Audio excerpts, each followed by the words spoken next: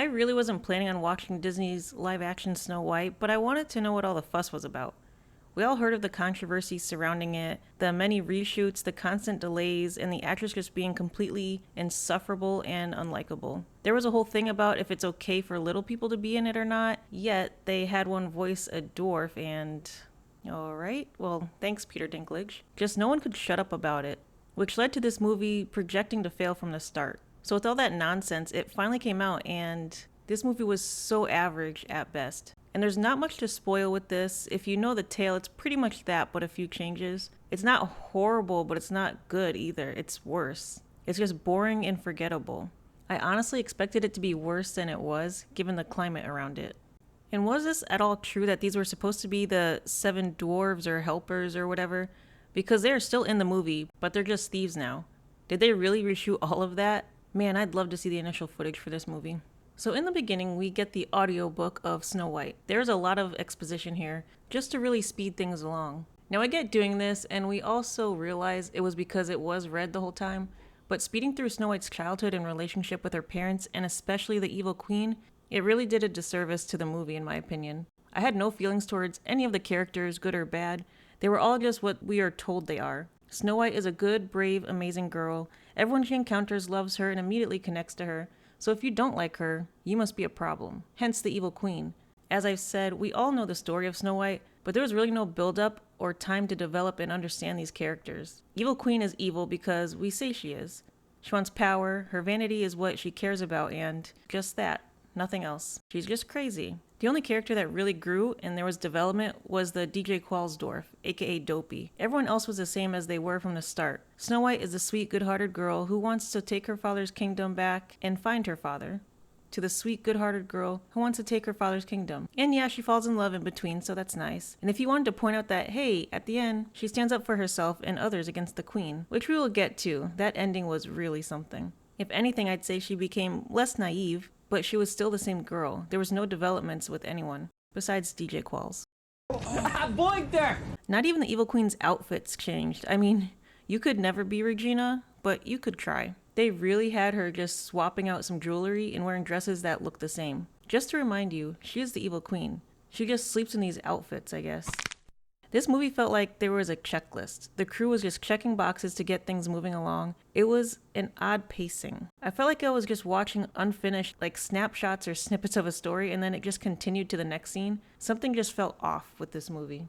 It was very theatrical. It felt kind of overacted too. Rachel Zegler was so over the top with expressions. She was really into it, I'll give her that. Oh, and the dwarves. Was that singing AI generated? It did not sound right to me. And speaking of this singing, Rachel Zegler's voice was very good, no problems there. But the evil queen, aka Galgadot, Jesus Christ, now that was bad. And not only that, her choreo was awful. She looked wobbly and unstable. It's so hard to describe, but if you see it, you know what I mean. And it was like she was trying very hard to be fierce, but it wasn't working. I was really naive to think that not everyone would be singing in this movie.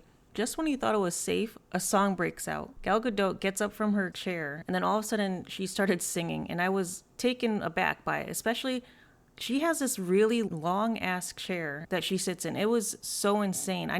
Let's talk about the chair for a second, because I was getting distracted by it. We never see the top of it, as I recall. That's how long the chair is. I want to know more about this chair. That's how long the chair is. I'm not joking. I was getting distracted by it. Every time the chair was on screen, I kept looking at it and trying to think of like, who made this? Like, why was it made? I want to know more about the chair. The height of that chair was very unnecessary, and I want to know the backstory about it. But anyway, the music was not very catchy, not very memorable in my opinion. The only song I can remember and kind of liked, to be honest, was that Wish song that Rachel Zegler sang, but that's it. And I'm just going to go through a few notes that I had while watching this. There was a moment where Sleepy falls, and I thought that there was like an Among Us sound, maybe. And these thieves that are led by Jonathan, what exactly are they fighting for? They claim to fight in the name of the king, yet they're shown as common thieves. Jonathan was like, hey, it's rough out here, we just steal random shit. That's probably where they got their awful clothing from. It's like they steal people's laundry and just throw it on themselves. Like, where do they camp out? Where's their main area? I know their thing is like living off the land or whatever, but they have this one little wagon they pull around, but not all the time. So where are they storing that? And Snow White has this necklace that her father gave her, and this thing is like a self-healing necklace apparently.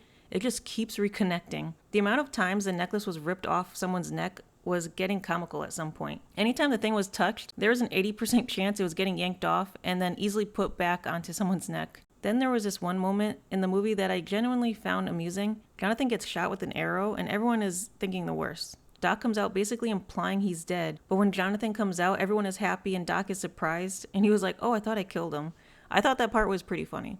And I was trying to see if the old witch woman that Gal Gadot turns into was a different actress, because I thought to myself, I like this version of her. She was more emotive, more expressive and convincing as a witch and evil. Why was that? If she was like that the whole movie, she would have been a little more interesting as a villain. For some reason, she was more interesting as a evil old woman. Jonathan eventually gets caught by the evil Queen's guards and put in prison while Snow White is dead. For how long? Who knows? The huntsman is also there because he refused to kill Snow White. He makes it clear that Jonathan has been trying for a while to pull the chains out of the wall and it hasn't been working. However, with the power of hope and courage, they both finally pull the chains and they just break. Be super easy, barely an inconvenience. Oh, really? This castle has a major security problem because everyone and everything can go through this tunnel that connects outside to the castle where Jonathan escapes from. And later the dwarves and thieves enter the castle via the same tunnel I just mentioned. Where are the guards? The evil queen has powers. Why doesn't she have some kind of magical security system? Speaking of the evil queen's powers, Snow White shows up at the castle gate with what plan exactly? The queen seemingly wants power, which she has, yet she doesn't really rule. She tells the people they should want a leader that is unyielding, someone that gives them security and not weak. But what evidence is there that she is the one providing that to the people? From what we see, she doesn't do anything. She holds court in front of the people, challenging Snow White to say why she is better than the evil queen as a ruler. She doesn't seem to use her power to rule anything. She could use it to control her guards, perhaps, spy on the people, just something. We don't even know exactly what her powers are, except when she makes a metaphor, she can physically show it. She does the whole, do you want a rose leader or someone more strong, twice in the movie. Her powers mean nothing. She's useless. What is stopping her guards from rebelling? There are like no consequences in this movie. So this leads me to the ending that I was pretty baffled by.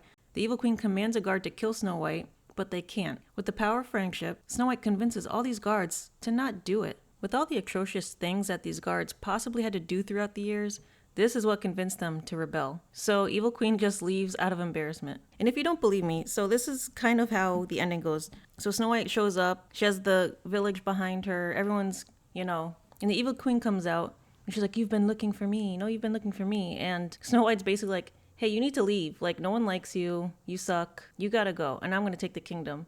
And they have this little back and forth, and it's just really stupid because like eventually Snow White's like, hey, I know you, Benjamin, you baked bread with your father when you were a kid, and you over there, Tony, you made pizza for blah, blah, blah.